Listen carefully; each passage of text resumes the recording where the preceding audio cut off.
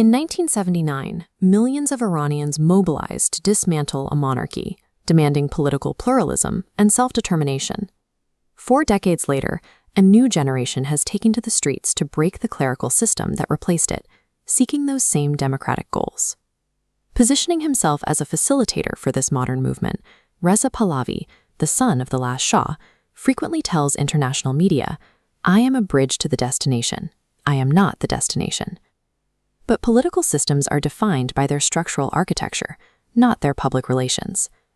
To understand what this bridge is actually built to support, we have to examine the specific governance blueprints drafted by Pahlavi's policy teams. 2 primary texts provide the technical details of this plan.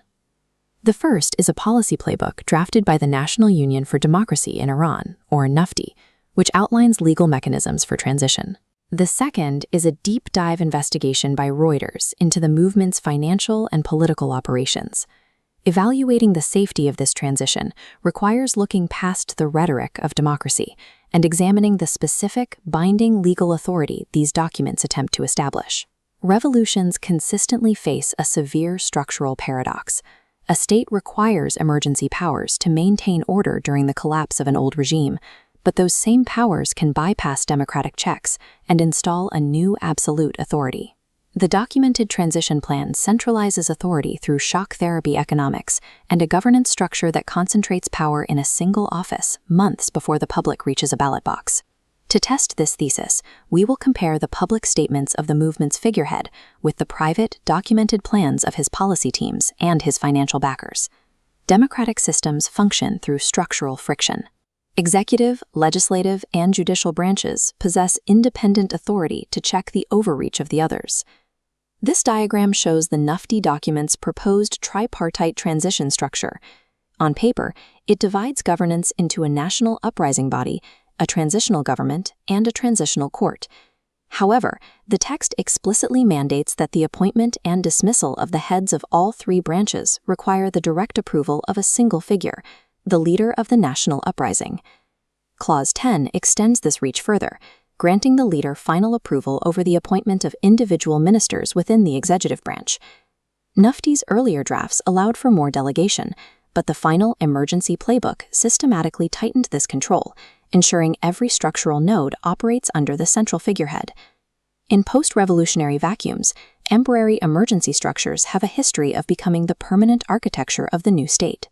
Concentrating total appointment power in one individual matches the absolute authority exercised by the Pahlavi monarchy prior to 1979, a transition that requires one man's approval for all executive, legislative, and judicial appointments, builds a centralized system, not a democratic one.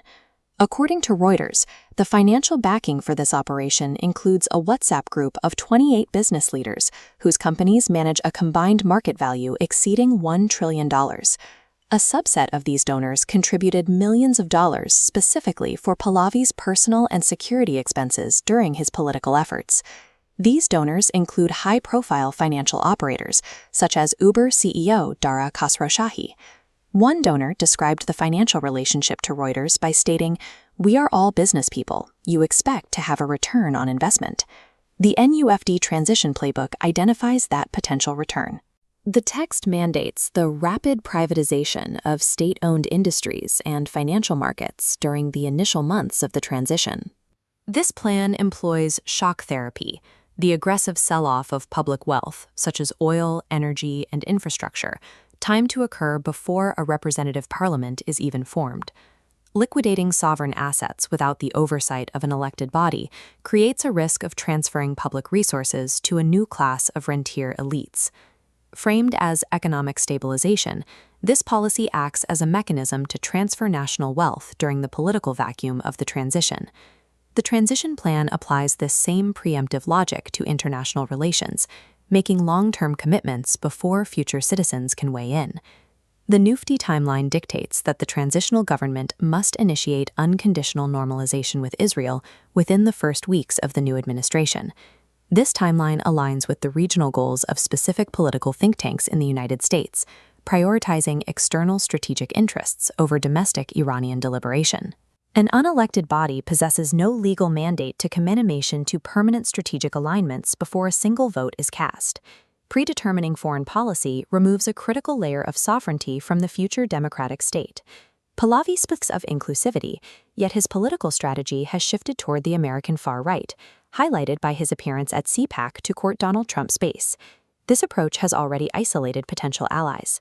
Previous Democratic opposition coalitions, such as the Georgetown Group, fractured after Pahlavi's inner circle directed open insults and ultimatums at other activists. Reuters documented incidents where this exclusionary culture turned into physical violence. Pahlavi supporters in London assaulted a Kurdish journalist, while others in Vienna threatened a business owner for refusing to display pre-revolutionary flags. In Europe, Iranian critics of the monarchy have reported systematic doxing and digital harassment campaigns designed to silence dissent. The case of Masoud Mashjoudi highlights the severity of this environment.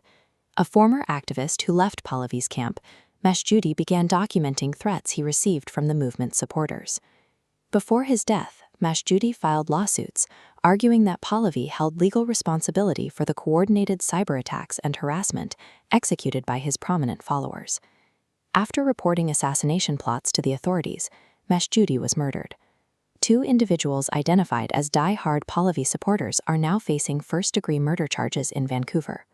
While investigators have found no evidence of Pahlavi's personal involvement in the killing, the radicalization of a political base is a consequence of leadership that targets dissenters. A movement that utilizes digital terror and physical intimidation against other Democrats cannot safely lead a democratic transition. The evidence points toward a structural failure. The governance model centralizes power, the economic plan targets public wealth, and the base utilizes intimidation to suppress rivalry. When legislative, executive, and judicial authority all flow from the desk of a single leader, the structural friction required for democracy ceases to function. A genuine transition must begin by horizontally distributing power from its first day. A democratic alternative requires a horizontal leadership model. A transitional council must structurally represent all ethnic, political, and social classes, ensuring no single node holds a veto over the others. To protect the transition, the judiciary and the Bar Association must possess absolute independence from the executive branch immediately. Finally, the nation's energy, oil, and pensions must be legally protected, prohibiting privatization until a representative, sovereign parliament is seated. Democracy is not a gift granted by a new central leader. It is built through decentralization, transparency, and the defense of collective sovereignty.